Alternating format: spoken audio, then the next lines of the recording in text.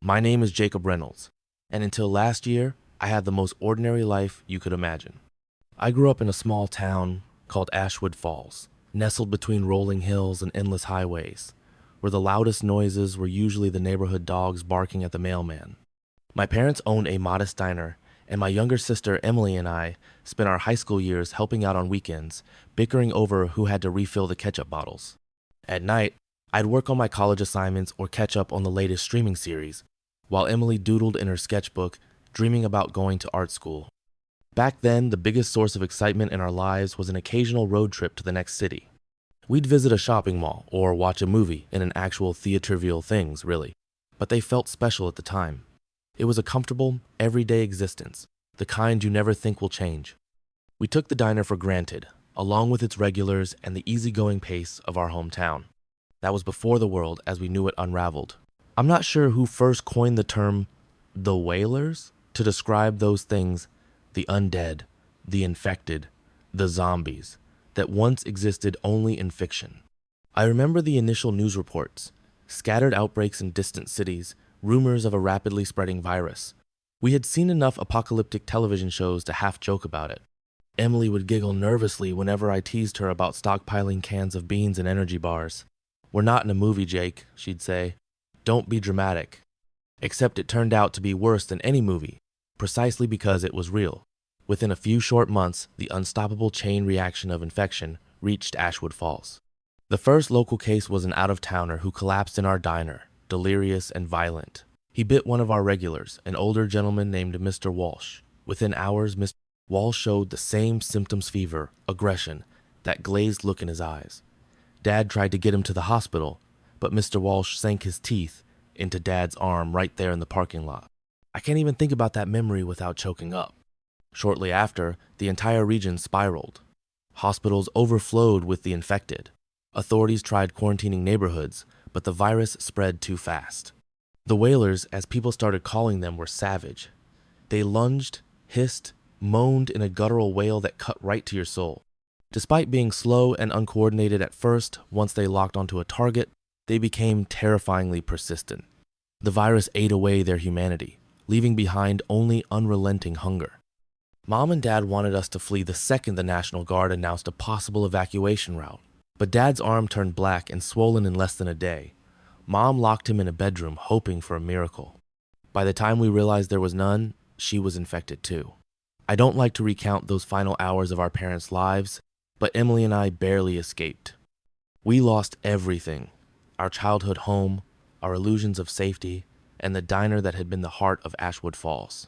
Now, it's almost a year after day zero, the time when society truly collapsed. Emily and I have somehow managed to survive by scavenging, moving from place to place, never staying in one spot longer than a week. We're both in our early 20s. I'm 24, she's 21. In another life, we would have been finishing college or starting full-time jobs. Instead, our day-to-day routine revolves around finding enough food, water, and shelter to last through the night. That's our normal now, but let me take you back to a day, just a few weeks ago that upended the fragile equilibrium we'd built.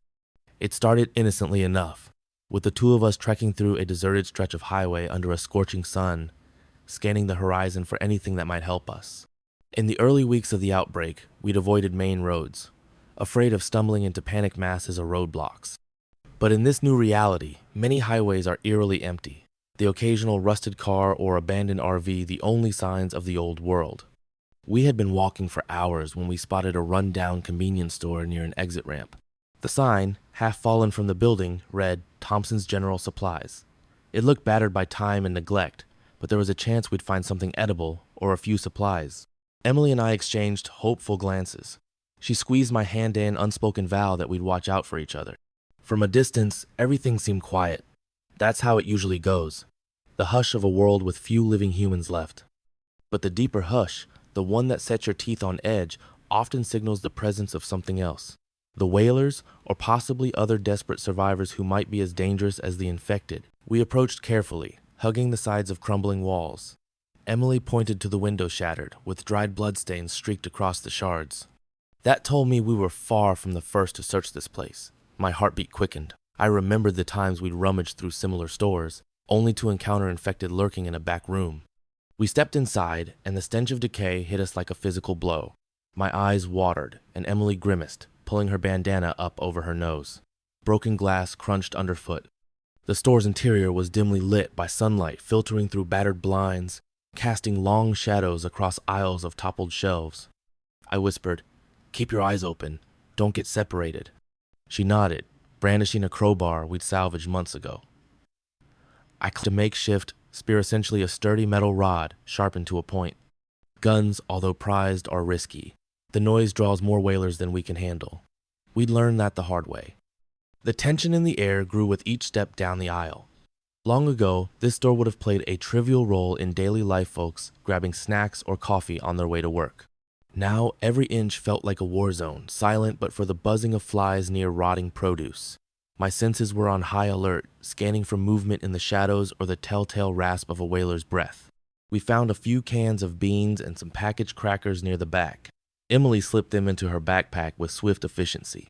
I noticed a faint scraping sound from beyond the staff-only door. My gut twisted. Usually, that's a sign of at least one infected rummaging around. But we couldn't be sure. Maybe an animal had gotten trapped. Or a breeze was shifting debris. Then we heard a moan low, guttural, unmistakably human. Emily's eyes widened and she mouthed, "Wailer." I nodded, creeping closer to the door, which hung slightly ajar. The stench of rot intensified. Through the gap, I caught sight of flickering movement, a silhouette lurching across a small storeroom. My pulse soared. One Wailer alone could be handled, as long as we were careful. But if more were hidden in there... I pressed a finger to my lips, signaling for Emily to stay quiet. She braced herself, crowbar in hand. The silhouette stumbled again into a patch of light. It was a man, what remained of him. The skin on his face was grayish, jaw slack, eyes filmed with milky whiteness. Dark veins spiderwebbed across his cheeks. He wore a convenience store uniform, the name Russ embroidered on the chest, stiffened by dried gore.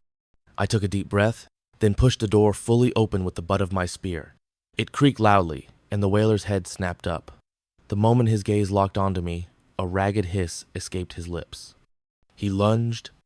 I steadied my spear, aiming for the head. One precise thrust was all it would take if I didn't miss. My arms tensed, the adrenaline rushed so fierce I felt the world slow. Just as I thrust forward, my foot slipped on a patch of something slimy. I stumbled to one knee, and the spear strike went wide, tearing across the Wailer's shoulder instead of piercing its skull. It howled. Emily leapt forward. She swung her crowbar in a sharp overhead arc, connecting with a sickening crunch at the creature's temple. The Wailer dropped, limbs twitching, black ichor pooling around its battered head. My breath came in ragged gasps as I steadied myself, grateful for Emily's quick intervention. My sister offered me a hand up. "You good?" "Yeah," I managed, voice shaky. "Thanks." Her expression was tense, her cheeks flushed with the rush of near disaster. It wasn't our first close call, but it's never easy. We surveyed the storeroom. Apart from the Wailer's corpse, it was mostly empty.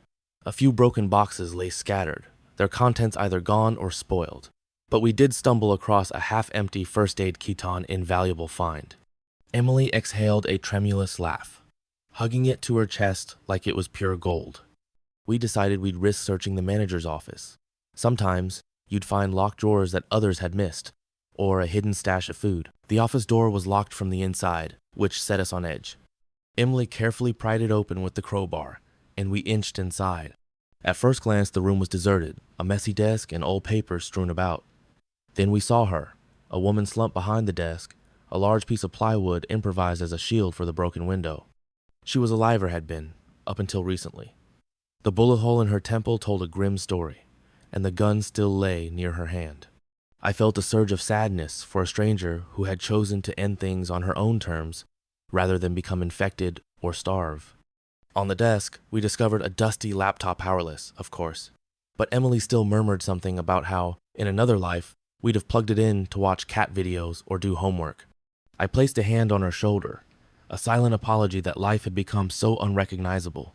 We rummaged through the drawers, finding little of value: some pens, a water-stained ledger, and a battered diary. Emily flipped through the pages, scanning neat handwriting that documented the early days of the outbreak, the store's attempts to stay open, the staff's desperation. The final entry read, "Russ is gone. They all are. I can't keep fighting. I pray someone finds peace after this. We left soon after, not wanting to linger in that tomb of lost hope. Our backpacks heavier with a few supplies, we emerged into the midday sun. I half expected a swarm of Wailers drawn by the noise, but the parking lot was empty aside from sunbaked cars. "Let's get moving," Emily said, her voice unsteady. "I don't want to stay here any longer." Neither did I. We stepped back onto the highway, hearts pounding with the tension of our close call. That was the start of an anxiety-ridden day. Normally, once we'd secured some supplies, we'd head for one of our safe spots, a place we'd scoped out that had minimal risk of infiltration. But those safe spots were drying up. Either we'd exhausted their resources, or other survivors had discovered them. Emily and I had a short list of potential hideouts. An old farmhouse up the road, a small motel rumored to have a working generator, or the remains of a library in a nearby town. Each had its risks. We settled on the farmhouse, deciding we could at least find cover for the night. That's when a new complication arose, one that shifted our entire day's direction. We heard an engine in the distance, a jarring contrast to the usual silence. Emily and I froze, scanning the horizon. A truck of some sort rumbled closer, the roar of the motor echoing off abandoned billboards. It was rare, but not unheard of, to encounter other survivors on the highways. Some formed traveling caravans, others roamed in small groups. We'd learned to be wary. Some were friendly or at least neutral, but some were downright ruthless. We ducked behind the remains of a rusted pickup, peering over the hood. A green SUV barreled down the road, swerving around debris. As it neared, we saw a single driver mid-30s, perhaps, wearing tinted sunglasses, even though it wasn't that bright. The SUV slowed, scanning the roadside. I realized with a jolt that he must have spotted us. I whispered, "We should run." Emily eyed the distance to the next hiding spot, a row of toppled fencing. Too far, he'd see us. Sure enough, the SUV screeched to a halt, barely 50 feet away. The driver leaned out the window, brandishing a rifle. "Hey, you two," he barked, voice echoing. "You got any supplies?" My stomach dropped. He didn't sound friendly. Emily shook her head, trembling. I swallowed a lump of fear, stepping out from behind the wreck with hands raised. If he saw that we were armed, he might shoot on sight. "We don't want trouble," I called, heart pounding. "We're just passing through." He eyed me, then Emily, who crept out behind me. "Passing through, huh?" A humorless smirk twisted his lips. "Heard that one before. Let's see those packs." He climbed out, rifle in hand, the barrel pointed loosely in our direction. I noticed he wore a ballistic vest, strapped with extra magazines. This man was prepared for combat, evidently. My palms sweated. Emily clutched my arm. "Look, we barely have enough for ourselves," I began. He barked a harsh laugh. "Everyone's got an excuse. Open 'em up, or I'll do it myself." The tension soared. Emily's breathing hitched, and I caught a glimpse of her crowbar in her bag. She wouldn't stand a chance if he decided to shoot. Slowly, I knelt down, unzipping my backpack. A couple cans, some crackers, a small med kit. The man scoffed, rummaging through. "Please," Emily said, voice shaking. "We had to fight Wailers for that. It's all we've got." He sneered, turning his attention to her pack. "Then you must be used to fighting, right? You can always scavenge more." With that, he grabbed the supplies, stuffing them into his own duffel. My anger flared. This was everything we'd worked so hard to find. But one wrong move, and we'd end up dead. Then something unexpected happened. A crackle of static from inside his SUV, followed by a shrill voice. "Carter, we got a situation back at the camp. One of them infected got in. We need help." The man Carter cursed under his breath. He shot us an annoyed glare. "You're lucky I don't have time to deal with you properly," he spat. "Get lost." Without further ceremony, he sprinted back to his vehicle, supplies in tow, and roared away in a cloud of dust. Emily and I stood there, trembling, near tears of frustration and helplessness. "That was everything," she whispered, voice hollow. "Except the first aid kit we found, right?" I closed my eyes. I'd put the first aid kit in my jacket pocket, ironically. She exhaled relief, but it was small solace. We still had our weapons, but not much food or water. "Let's keep going," I said, exhaustion crushing me. "We can't stay here. Maybe that farmhouse still has something left." We trudged onward, morale at rock bottom. The midday heat gave way to the cooler air of late afternoon. Eventually, we reached a side road leading to the farmhouse. The building itself was partially burned, the roof caved in on one side. Not promising, but we had few options. As we approached, the wind carried a faint moaning. My blood ran cold. Wailers, or at least one, roamed near. We circled wide, scanning for the source. Beneath an old oak tree, we glimpsed a figure stumbling aimlessly across the tall grass. A lone, infected woman. She wore what might once have been a floral sundress, now tattered and stained. We weighed our odds. If she was alone, we could handle it. But if more were inside the farmhouse, we decided Emily would distract her while I checked the perimeter. Emily flanked around, tossing a small stone to draw the Wailers' attention away from the house's entry. The creature jerked her head at the noise and lurched in that direction, hissing. Meanwhile, I sprinted for the porch, holding my spear at the ready. The front door was off its hinges, so I slipped inside with minimal noise. Inside, my eyes took a moment to adjust to the gloom. The place was trashed on overturned table, broken furniture, bullet holes riddling the walls, possibly a last stand by the previous occupants. My heart pounded as I inched through the hallway. Debris crunched underfoot, each step risking discovery. I peered into what might have been a living room. The entire back wall was blackened by fire damage. No sign of movement, no moans. I forced myself to continue. In the kitchen, a window had been boarded up, but the boards were partially splintered.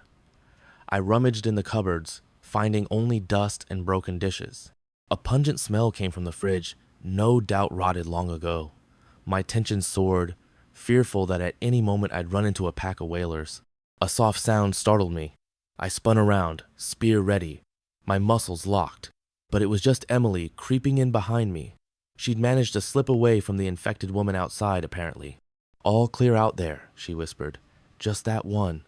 I think she wandered in from the field. I nodded, relaxing marginally. Place is a wreck.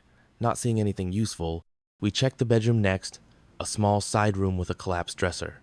Amid the broken wood, Emily spotted a trapdoor leading to a cellar. That was intriguing. Sometimes people stored preserves or water down there. But it could also be a death trap. We pried it open. A stale, musty odor wafted up, but no immediate sign of infected. The narrow steps led into darkness. Emily switched on a small flashlight we'd rigged with leftover batteries. My gut churned. I'd lost count of how many times we'd encountered Wailers in cramped places like that. But we needed supplies. We descended, hearts in our throats. The cellar was surprisingly large, filled with shelves. Mason jars lined one wall, some shattered. We found a few intact with questionable contents. Emily passed a jar of peaches under her nose, grimaced, probably spoiled. Then we noticed a heavy metal door at the far end. An old storm shelter? The handle turned, but the door refused to budge. Emily gently tapped it with the crowbar. The echo suggested a sizable room behind it. Curiosity took hold. People sometimes hid valuables or stockpiles in hidden bunkers. We put our ears to the steel, listening. Silence. With painstaking effort, Emily wedged the crowbar into the door's frame, prying at the rusted lock. I held the flashlight, tension coiling in my chest. After a minute of straining, the lock gave way with a screech, and we heaved the door open. The stench that rolled out was overwhelming, like rotted meat left to fester for months. Emily gagged, stepping back. My eyes teared up. I forced the flashlight beam inside. The space was small, maybe 8 by 10 feet, lined with battered shelves. In the center, a half-decayed body lay sprawled on the floor. Not infected, as far as I could tell, but dead from some time ago. Possibly starved or wounded. Emily covered her mouth, her voice muffled. "Let's get this over with fast." We ventured in, picking through the shelves.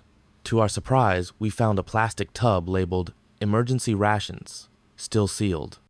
Inside were several freeze-dried meal pouches, water purification tablets, and a portable solar charger kit. Emily's eyes lit with cautious hope. This was a treasure trove in a world starved for resources. We quickly crammed what we could into our packs, trying not to breathe the rancid air. Then Emily spotted a metal box on a lower shelf, labeled ammo. She tugged it out. Inside, half a box of ammunition for a rifle we didn't have, plus a few stray shotgun shells. Perhaps we could barter them if we met friendlier survivors. "Jackpot," she murmured, her voice trembling with relief. "We can't carry everything, but this alone, Jake, it's enough for a few weeks if we stretch it." My chest filled with gratitude. Finally, after being robbed that morning, we'd caught a break. But relief turned to dread at the thought of how easily that relief could be snatched away again, either by Wailers or armed strangers like Carter. We left the basement, stepping back into the stale light of the ruined kitchen. The sun was setting, painting the horizon outside in deep oranges and reds. We decided to stay the night. The house might be half burned, but the cellar door was secure if we needed it. Plus, we were both too exhausted to keep traveling. As the final rays of daylight faded, we barricaded the front door as best we could, piling furniture.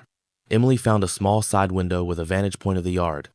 Through the glass, we spotted that infected woman still wandering near the oak tree, aimlessly. She never ventured closer, seemingly content to roam the grass. We lit a candle left over in a drawer, keeping the flame low and near a corner. The flickering glow cast dancing shadows on the blackened walls. The ambiance was haunting, reminiscent of a horror movie set, but this was our life. The night wore on. We dozed in shifts. In the moments before my watch ended, I couldn't help but reflect on how quickly normalcy had vanished. Instead of finishing college or planning a future, I spent nights gripping a makeshift spear in a half-burnt farmhouse, praying the infected outside wouldn't notice me. Toward midnight, I heard faint sounds like footsteps or scraping coming from upstairs. My heart leapt into my throat. Emily was half asleep, so I poked her gently. She jolted awake, fear in her eyes. We listened. Another scrape, directly above. Possibly an animal rummaging around, or maybe a breeze in a collapsed roof. We crept up the stairs, nerves jangling. The second floor was a charred wreck. 2 bedrooms partially collapsed, ash coating the floors. I shone my flashlight across the rubble. Then I spotted a flash of momentous shape scuttling behind a fallen beam. I tensed, adrenaline surging. A Wailer here would mean serious trouble in these tight quarters, but as we approached, the shape emerged. A small raccoon, scrawny and trembling. It squeaked at us in terror, scurrying away. Relief flooded me. We returned to the first floor, but neither of us felt like sleeping anymore. Instead, we made a small meal from the freeze-dried rations, carefully rationing the water. The taste was bland, but after the day's ordeals, it was like manna from heaven. At dawn, we prepared to leave. The infected woman outside still wandered, occasionally bumping into the fence. We debated finishing her, to be safe. But something about it felt wrong, and it would risk drawing more attention. Instead, we slipped out the back, weaving through tall grass until we reached the main road. Our plan was to head east, following rumors of a survivor camp near the old railway station. We'd heard it might be safe, or at least safer than drifting aimlessly. Emily longed for some semblance of community, a place where we didn't have to be constantly on guard. I was skeptical too many such rumors turned out to be traps or illusions, but I wanted her to have hope. The day passed in anxious monotony, scanning the horizon, skirting around crashed cars, dodging random pockets of infected. Once, we glimpsed a horde in the distance 50 or more, Wailers stumbling along, moaning in unison. The sight tightened my chest. We ducked behind a hillside until they passed, the air thick with dread. By late afternoon, the sun beat down mercilessly. We found ourselves near a rotted billboard advertising some defunct cell phone plan, overshadowed by a small forest. Emily wiped her brow. "Let's get out of this heat," she said, and I agreed. We veered into the trees, grateful for shade. The forest was eerily quiet, with only the occasional chirp of insects. Sticking to a narrow path, we tried to remain stealthy, mindful that the infected could wander anywhere. My thoughts drifted. Had we seen the last of Carter and people like him? Or would they appear again, hungry for supplies? We eventually came upon a modest clearing where an abandoned campsite lay. Torn tents, scattered clothing, a rusted grill. Evidence of people who once sought refuge here. We approached carefully, hearts pounding. Broken suitcases suggested they'd arrived in desperation, but the state of disarray implied a hasty departure. Emily nudged an old jacket with her boot. "No bodies," she whispered. "Could be they left." "Or turned," I replied grimly, scanning for movement. Then we heard it, a faint rustling behind a collapsed tent. We froze, weapons at the ready. A figure rose, then another. 2 infected, snarling, their clothes ragged. One was missing an arm, the stump blackened. The other's jaw hung at an odd angle, as if broken. My stomach lurched. They stumbled toward us, moaning. My mind raced. 2 we could handle, especially in a clearing. "I'll take the one on the left," I told Emily, gripping my spear. We split apart, forcing them to divide their attention. The one with the missing arm lunged at me, jaw snapping. I dodged aside, jabbing the spear at its temple. A sickening crunch signaled that it landed true. The Wailer collapsed, spasms shaking its body. Meanwhile, Emily brained the other with a decisive crowbar swing. Both fell still. We stood there, panting. Then I spotted something. Behind the tent, a third infected lay pinned beneath debris, writhing. This one wore a red flannel shirt, and its eyes were only partly glazed, like it might have turned recently. I clenched my jaw, finishing it with a swift spear thrust before it could break free. With that done, Emily and I realized we were shaking. The tension, the constant close calls, it all weighed on us. We didn't find much at the campsite, some scattered trash, moldy blankets. It was just another tragedy in a world full of them. As dusk approached, we pushed onward, fueled by the uneasy feeling that staying still too long was a death sentence. The path wound deeper into the woods. We occasionally glimpsed half-eaten carcasses of animals, torn remnants that hammered home the reality of nature unbound and infected, lurking everywhere. Night fell, and we had little choice but to camp under a thick grove of pines, building a small, hidden lean-to for shelter. We didn't dare make a fire. The darkness around us felt alive with quiet menace, every snapping twig a potential threat. I took the first watch. Over the subtle rustle of leaves, I kept replaying recent events in my mind. The convenience store, the stolen supplies, the seller's gruesome find, the campsites infected. This was the new normal, a never-ending chain of horrors. Yet somehow, having Emily by my side made it bearable. We were all each other had left. Near midnight, with the forest silent aside from a distant owl, something cut through that silence. A mechanical hum. My heart leapt another vehicle, possibly Carter again. I nudged Emily awake, and we crouched, scanning for headlights. Sure enough, a faint beam cut through the trees far away. Then we heard shouting human voices.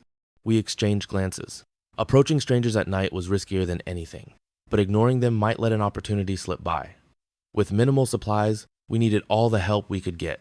Carefully, we moved closer to the sound, keeping to the trees. Through the undergrowth, we saw a clearing lit by portable lanterns. 2 vehicles, an SUV and a modified truck, were parked. Around them, a small group of 5 or 6 people milled about. They looked armed. My blood ran cold as I recognized one figure. Carter, the same man who robbed us. He was shouting at a woman with cropped hair, gesturing wildly. A body lay on the ground beside them, covered in a stained tarp. We couldn't hear every word, but it seemed there was some dispute about how to handle the infected, or a recent bite. Emily grabbed my arm, her expression a mix of fear and anger. We had reason to hate Carter, but confronting him now, outnumbered, was suicide. We decided to slip away, except the forest floor betrayed us.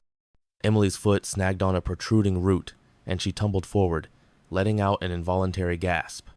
Instantly, Carter spun, pointing a flashlight in our direction. "Who's there? Show yourself," he barked, rifle at the ready. The other survivors tensed, forming a ring. I cursed under my breath, yanking Emily up. We darted back into the pines, hearts thundering.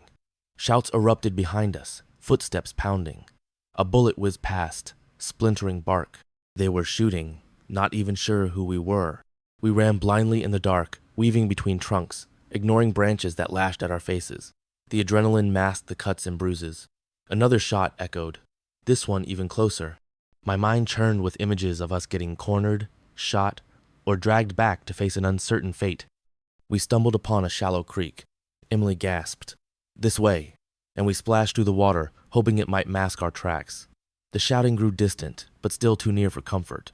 Eventually, the voices faded, replaced by the pounding of our own hearts. We clung to each other, pressed against a fallen log, breathing in ragged gasps. It was nearly dawn by the time we dared move again, our entire bodies caked with mud and sweat. The sun rose on a weary pair of survivors who had once again narrowly dodged both the dead and the living. Our mental state was frayed. How many times could we outrun this nightmare? The following days blurred, an exhausting routine of hiding, foraging, and avoiding Carter's group. We saw them once more, from a great distance, heading west. Possibly they found a new target, or had their own agenda. We felt a measure of relief that they were traveling away from our chosen path. But the memory of that night's chase lingered like a bad dream. Desperation gnawed at us, but the freeze-dried rations from the farmhouse kept us going. Each moment we lived felt stolen from fate. Each breath a reminder that we hadn't joined the legions of the undead. Weeks later, here I am, relating this story from the vantage point of an abandoned train depot, which Emily and I currently call home. We reach the rumored camp near the railway station. It's small, ragtag barely more than a handful of survivors who banded together for mutual protection. They don't have much.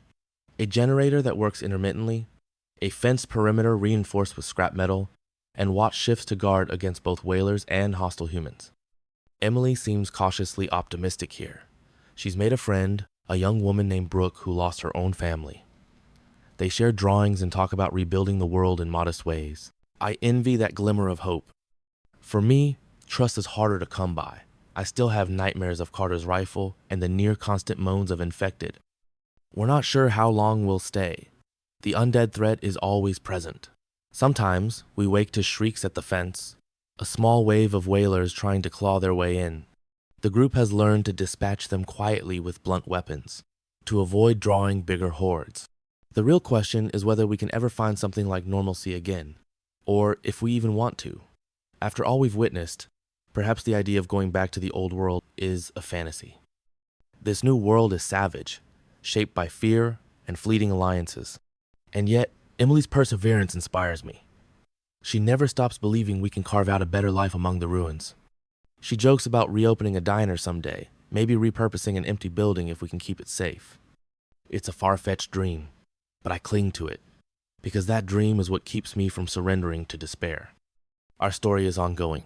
Each day, we face new uncertainties. We hear rumors that entire cities up north have burned, and that the infection might be mutating into more aggressive strains. We also hear rumors of pockets of civilization further west, even enclaves said to be building a new society. Who knows what's true? All I can say is that Emily and I are still here, still surviving. We scavenge, fight, and adapt. We hold on to each other when the nightmares strike. Some nights, we find a moment of peace maybe, listening to the wind through rusted train cars, or watching the sunset from the roof of the depot, armed with rifles we traded from local scavengers. Those moments, brief as they are, remind us that life still has worth. And maybe that's the moral of our story. Even in a world overrun by the walking dead, even when every corner could harbor a savage threat human, or otherwise there's room for hope. It's fragile and fleeting, but it's there. You see it in the shared smiles between survivors who just met, the improvised songs around a dim lantern, the relief in a child's eyes when you bring them a can of fruit. This reality is our new normal. I can't promise a happy ending, or any ending at all. But I can promise that Emily and I won't stop trying. Whether we remain here at the railway camp or venture off in search of new horizons, we'll keep each other safe as best we can. Because in a world of moans, cries, and endless struggle, that bond between brother and sister, between friends might be the only thing that still makes us human.